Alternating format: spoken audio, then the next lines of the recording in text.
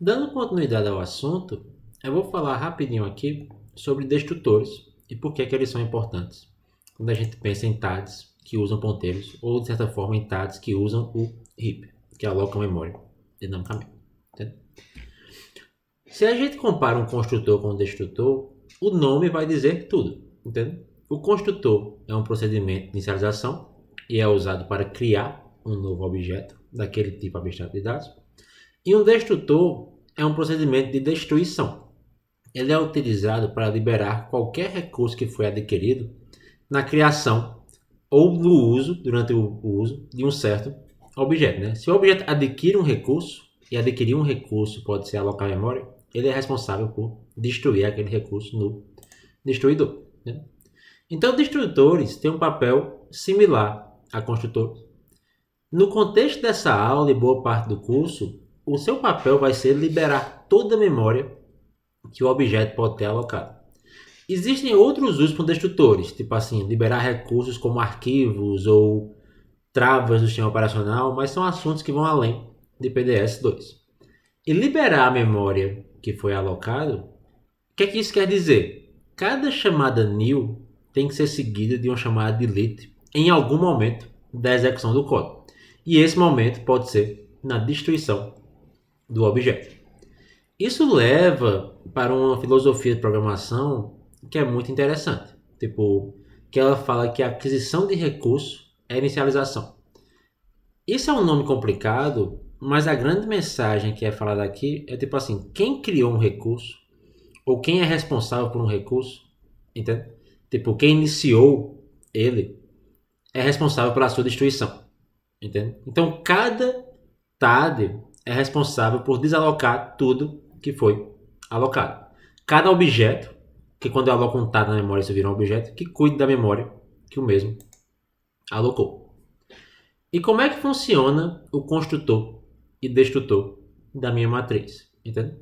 Lembrando de uma alocação dinâmica, como é feita em PDS-1 de matrizes, o meu construtor, aqui eu tenho um print apenas para ajudar um pouco na matéria, mas o meu construtor ele tem que alocar um ponteiro para cada uma das linhas, que é esse new int n linhas, e cada linha é um vetor de colunas. Então primeiro eu aloco ponteiro para as linhas e depois cada linha vira um vetor de colunas, fechando o tipo ponteiro para ponteiro. E isso aqui é o ponto CPP, gente. Tipo o ponto H eu já mostrei no vídeo anterior. Então linhas e para cada linha, que é o for, aloque as colunas. E aqui eu tenho também um código que vai simplesmente guardar os atributos número de linhas, que é o número de linhas que eu dei para a matriz, e número de colunas, que é o número de colunas que eu dei para a matriz. Lembre que o main, que eu mostrei no slide anterior, não estava nem um pouco preocupado com esse código um pouco complexo aqui. Ele simplesmente era um usuário do TAD, matriz. Qual é a função do destrutor, então? É se livrar de tudo que foi alocado. Observe que eu tenho um new para alocar o ponteiro para as linhas, e eu tenho n linhas news, já que existe dentro do for. Se esse for de 10 linhas, eu vou chamar 1, 2, 3, 4, 5, 6, 7, 8, 9, 10. Então eu vou ter 11 alocações, ou n linhas mais uma alocações. E o destruidor, que é esse método que começa com um til, é um pouco estranho, mas é só para separar do construtor, porque o construtor é um método que não retorna nada e tem o nome do TAD. O destruidor também é um método que não retorna nada e o nome é tiltado, só para dizer que isso é um destruidor. Entende? Então eu tenho que apagar as n linhas no meu destruidor e eu tenho que apagar, por fim, a primeira alocação de colunas, como está aqui, em essência destruindo a memória. Então essa é a função do destruidor, é liberar qualquer memória que você possa ter alocada no seu TAD. É bem comum a gente alocar memória apenas na construção do TAD, mas isso nem sempre vai ser verdade, como a gente vai ver nas listas encadeadas em alguns exemplos. Então dados têm um tipo asterisco asterisco, lembrando agora do construtor, revendo um pouco, né?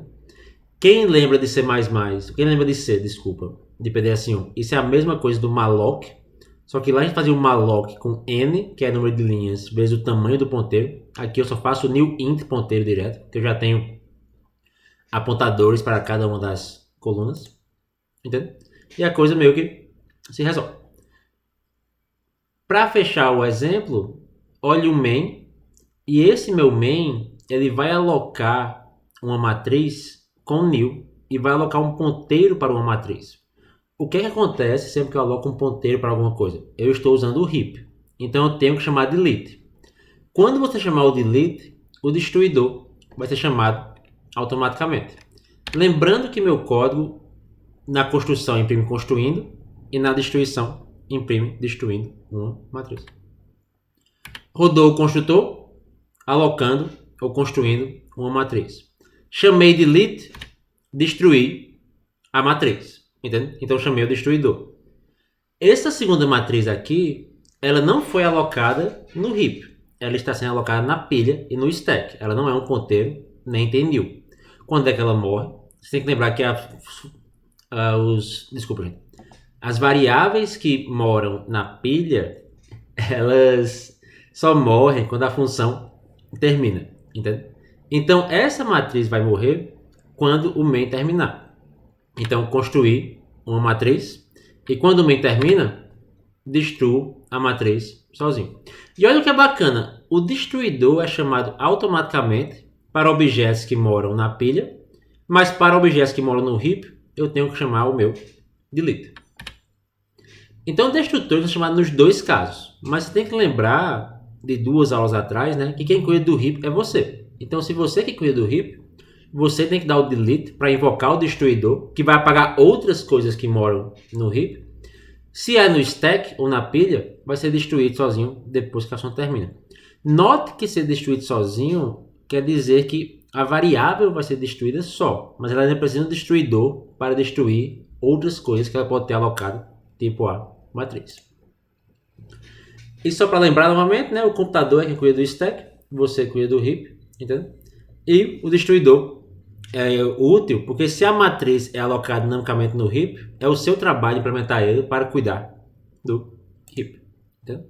Antes de fechar a aula, eu quero só mostrar esse código aqui no Visual Studio Code. Entendeu?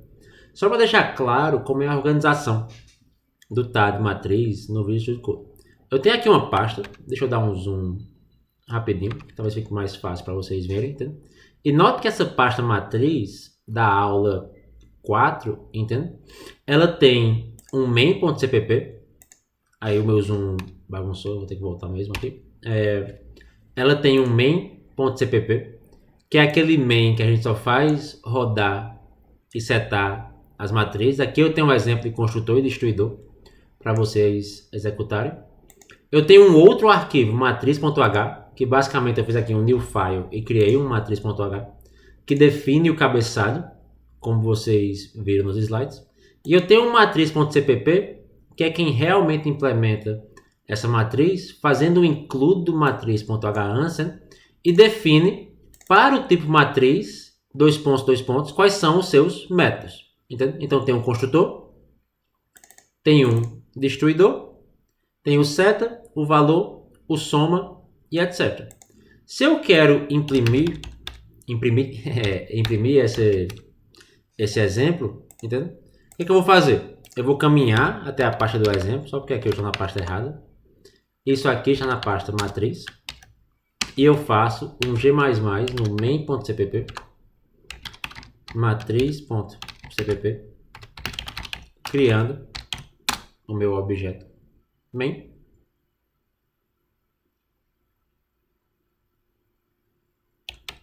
E agora eu rodo o meu código, entende? Que tem os prints de construir na matriz e etc. E vocês podem brincar com eles durante os vídeos. Então, obrigado. E no próximo vídeo eu vou falar um pouco mais de TADs que usam o heap, em particular das listas e coleções.